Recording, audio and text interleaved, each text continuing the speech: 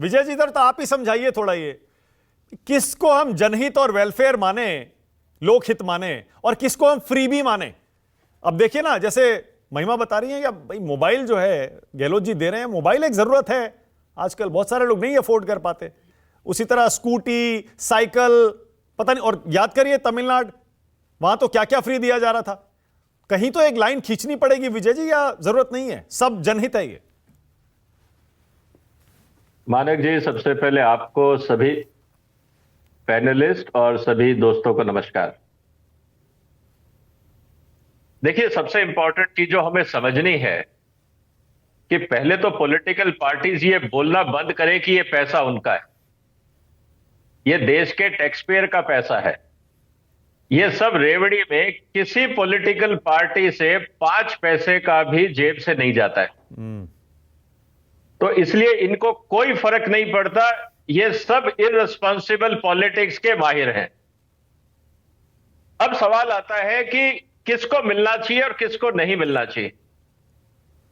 देखिए, supreme court में जो मेरी याचिका है, पीआईएल है, उसमें मैंने साफ कहा, अगर आप बीपीएल को देते हो और जो नीडी है वहां तक तो वेलफेयर है, अगर नॉन नीडी को, नॉन बीपीएल को देते हो, वो रेवड़ी है।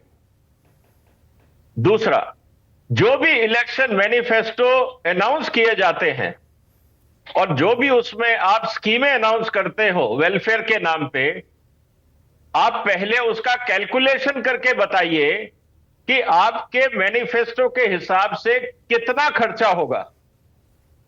आपने अगर फ्री स्कूटर देना है, फ्री मोबाइल देना है, फ्री कुकर देना है, फ्री टीवी देना है, आपके हिसाब से कितने टीवी बटेंगे, कितने का होगा, टोटल खर्चा करके बताइए।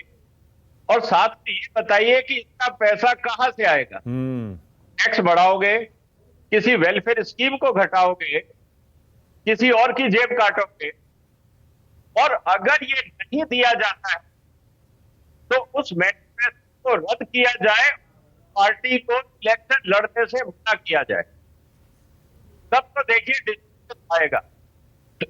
इस देश में इररिस्पॉन्सिबल पॉलिटिक्स चलती रहेगी, और जो आप कह रहे हो घाटे का सौदा है, होता रहेगा, क्योंकि 5 साल इनको मजे करने हैं और फिर ये घटते जाएंगे, देश रहेगा।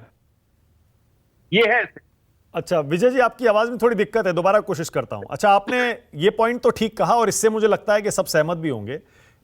आप अगर बीपीएल के नीचे वाले गरीब लोगों को देते हैं, जाहिर है उनको जरूरत है, उनको दीजिए। लेकिन विजय जी, क्या क्या दिया जाए, इस पर भी तो विचार होना चाहिए, इस पर भी तो कहीं लाइन ड्रॉ होनी चाहिए। या जो मर्जी दीजिए, जिससे आपको लगे लोग खुश हो जाएंगे और वोट दे देंगे। बहुत क्लियर है उस पे मयंक जी। जो आपके कानून के हिसाब से आपके फंडामेंटल राइट्स हैं, अगर आप वो देते हैं उनके वेलफेयर के लिए, जैसे एजुकेशन है, हेल्थ केयर है, बेसिक नीड्स है, जो आपके फंडामेंटल राइट्स हैं, वो एलिजिबल है। उसके अलावा अगर आप कुछ देते हैं, ये सिर्फ रिश्वत है, ये राजनीतिक रिश्वत है। इस देश की जनता को लालची और झूठा बनाने के लिए गलत दिशा में ले जाने का प्रयास है। पर लेकिन सुप्रीम कोर्ट ने तो पूछ लिया ना इस याचिका की सुनवाई के दौरान, भाई हम चुनावी वादों पर कंट्रोल कैसे कर सकते हैं? वो तो राजनीतिक दल का अधिकार है। अधिकार है, लेकिन अधिकार पे भी आपका फ्रीडम ऑफ एक्सप्रेशन अधिकार है, लेकिन उस पे भी रिस्ट्रिक्शन है। तो आप रिस्ट्रिक्शन लगा सकते हैं कि नॉन बीपीएल फैमिली को आप नहीं देंगे, बाकी आपको जो देना है कॉन्स्टिट्यूशन के हिसाब से जो लिखा हुआ है वो देंगे, बाकी नहीं देंगे। ओके, आपको लगता है 4 हफ्ते में जो जवाब मांगा गया है विजय जी, एमपी राजस्थान के वोटिंग से पहले इस सुनवाई जब अगली 4 हफ्ते बाद होगी, कुछ इंपॉर्टेंट चीजें निकल कर आएंगी? जाहिर है बीजेपी होगी उसमें, क्योंकि एमपी में रूल कर रही है, कांग्रेस होगी राजस्थान में रूल कर रही है, इलेक्शन कमीशन और केंद्र सरकार, 4 सबसे इंपॉर्टेंट पार्टीज इस पूरे मसले में। आपको लगता है इसमें कुछ नया निकलेगा, या जो अभी इस डिबेट में हम सुन रहे हैं वही चर्चा वहां भी होगी? देखिए, जब हमने पीआईएल डाली थी तो सुप्रीम कोर्ट ने कपिल सिब्बल साहब को एमाइकस बनाया था कि वो कोर्ट को गाइड करेंगे। कपिल सिब्बल साहब खुद इस पॉलिटिकल सिस्टम का हिस्सा हैं, आप उनसे क्या उम्मीद करते हो?